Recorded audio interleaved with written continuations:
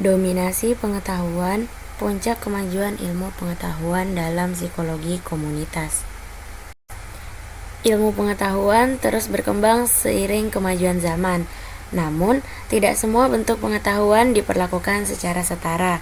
Pengetahuan yang berasal dari dunia akademik atau barat sering dianggap lebih benar, sementara pengetahuan lokal atau tradisional seringkali diabaikan. Fenomena inilah yang disebut dominasi pengetahuan, yaitu kondisi di mana satu kelompok pengetahuan menguasai dan menentukan standar kebenaran, sementara bentuk pengetahuan lain dimarginalkan atau dianggap tidak penting. Menurut Michael Foucault, tahun 1980, pengetahuan itu tidak netral. Ia selalu terkait dengan kekuasaan. Jadi, siapa yang memiliki kekuasaan, ia bisa menentukan apa yang dianggap pengetahuan yang sah. Nah, pengetahuan lokal tuh sering dianggap kurang ilmiah karena tidak berbasis metode formal. Ilmu barat sering mendominasi dan menjadi standar global.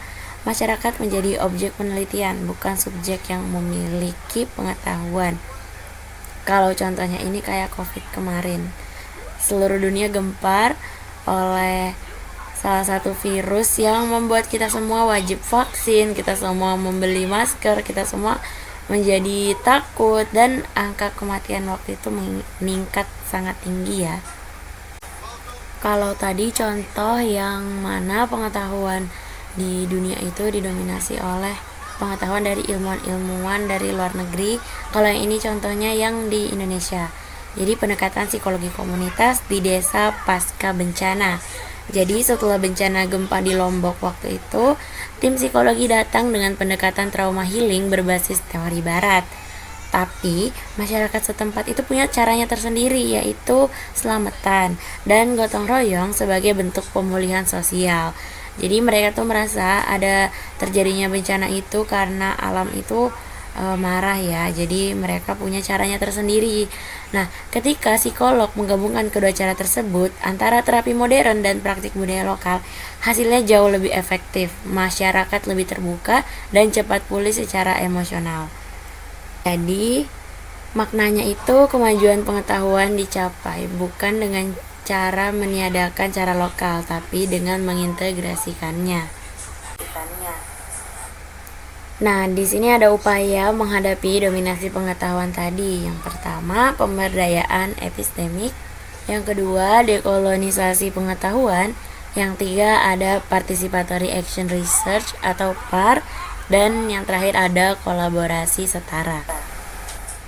Nah, secara umum, puncak kemajuan ilmu pengetahuan itu bukan sekedar ketika manusia berhasil menciptakan teknologi yang canggih, teori yang baru, atau sistem ilmiah yang kompleks. Dalam konteks psikologi komunitas dan dominasi pengetahuan, puncak kemajuan ilmu justru terjadi ketika semua bentuk pengetahuan, baik ilmiah, lokal, tradisional, atau spiritual dapat diakui, dihargai, dan saling melengkapi demi kesejahteraan manusia.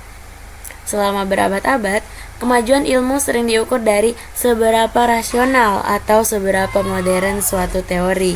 Namun, pandangan ini cenderung menyingkirkan pengetahuan masyarakat lokal dan membuat ilmu menjadi elitis atau kelompok elit itu lebih unggul. Jadi, kesimpulannya, dominasi pengetahuan adalah bentuk ketimpangan dalam dunia ilmiah yang dapat menyingkirkan nilai dan pengalaman lokal. Psikologi komunitas menolak bentuk dominasi ini dengan mengusung prinsip partisipasi, pemberdayaan, dan keadilan sosial.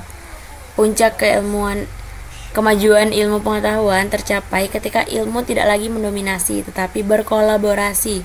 Ketika pengetahuan akademik dan pengetahuan masyarakat berjalan bersama demi kesejahteraan bersama.